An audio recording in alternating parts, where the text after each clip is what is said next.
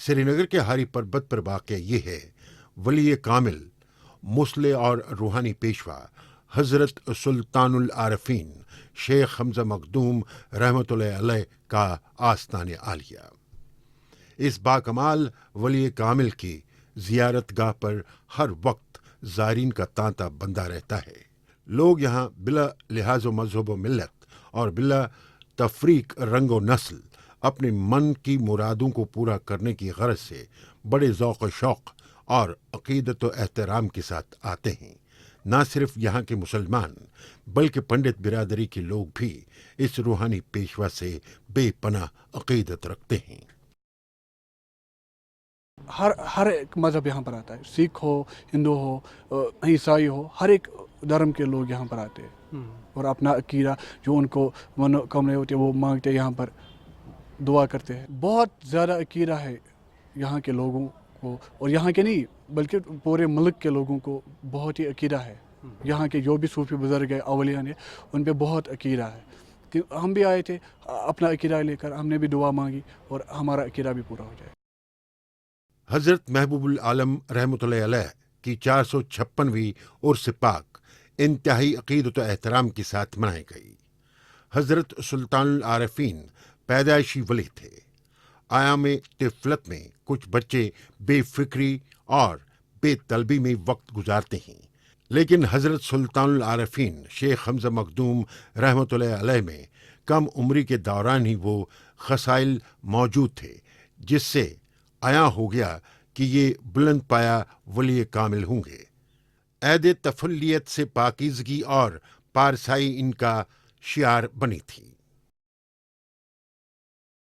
یہ جو زیارت ہے یہاں پہ لوگوں کا جو عقیدہ بنا ہوا ہے، ایک تانتا لگا رہتا ہے لوگوں کا، خصوصاً جب یہاں عرس پاک ہو اس ٹائم یہاں پہ بہت ساری بھیڑ ہوتی ہے۔ عام دنوں میں بھی یہاں پہ ایسا پایا جاتا ہے، لیکن آج جو عرس منایا جاتا ہے یہاں پہ، اس اعتبار سے یہاں پہ لوگوں کی بہت بڑی تعداد آ جاتی ہے۔ سلطان عارفین شیخ حمزہ مخدوم رحمۃ اللہ علیہ کو خداوند کریم جل شانہ نے بے شمار برکتوں سے نوازا تھا۔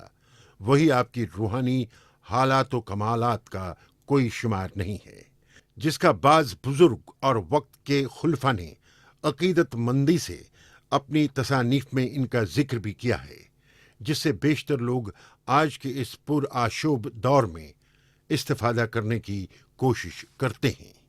شیخ حمزہ مخدوم رحمۃ اللہ علیہ کا عرس مبارک ہر سال 24 ماہ سفر کو نہایت ہی عقیدت و احترام کے ساتھ منایا جاتا ہے، جس میں وادی کے اطراف و اکناف سے لاکھوں کی تعداد میں زائرین اس آستان عالیہ پر حاضری دے کر فیض یاب ہوتے ہیں۔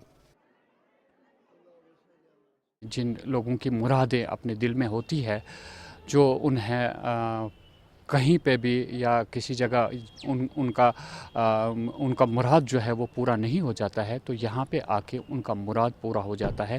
یہ ایک اصل میں ایک عقیدہ ہے۔ یہ ایک ایسے بزرگ تھے جنہوں نے اللہ تعالیٰ کی عبادت بڑے عرصے تک کی تھی، اسی کی وجہ سے ان کو اللہ تعالیٰ نے ایک ایسا درجہ، ایک ایسا مقام عطا کیا جس کی وجہ سے ان کا لوگوں کے تئیں بہت بڑا عقیدہ ان کے دل میں ہے۔ بڑی دور سے آتے ہیں لوگ، یہ یہاں مختلف ڈسٹرکس یہاں پہ کپواڑہ ہے، ہندواڑہ ہے، سوپور ہے، یہاں سے نارتھ کشمیر ہے یا ساؤتھ کشمیر ہے، وہاں سے بھی اننت ناگ ضلع ہے، وہاں سے بھی لوگ آتے ہیں، یہاں تک کہ جموں سے بھی یہاں پہ لوگ عقیدت مند آتے ہیں جن کا عقیدہ ان پہ ہے۔ کشمیر کی سرزمین کو جنت نشان بنانے میں جن شخصیات نے اہم کردار ادا کیا، ان میں صوفیہ کرام پیش تھے۔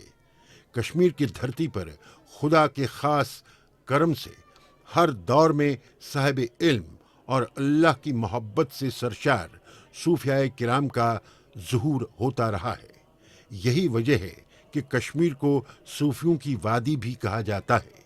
کشمیر کی سرزمین ایسے صوفیہ کرام اور اولیاء اللہ کی سرزمین رہی ہے جنہوں نے اپنی زندگیاں اللہ کے بندوں کی بہتری کے لیے وقف کر دی، اور جن کی سوچ کا محور دھرتی کی تہ سے پھوٹنے والی اقتدار اور ثقافت سے جڑا رہا۔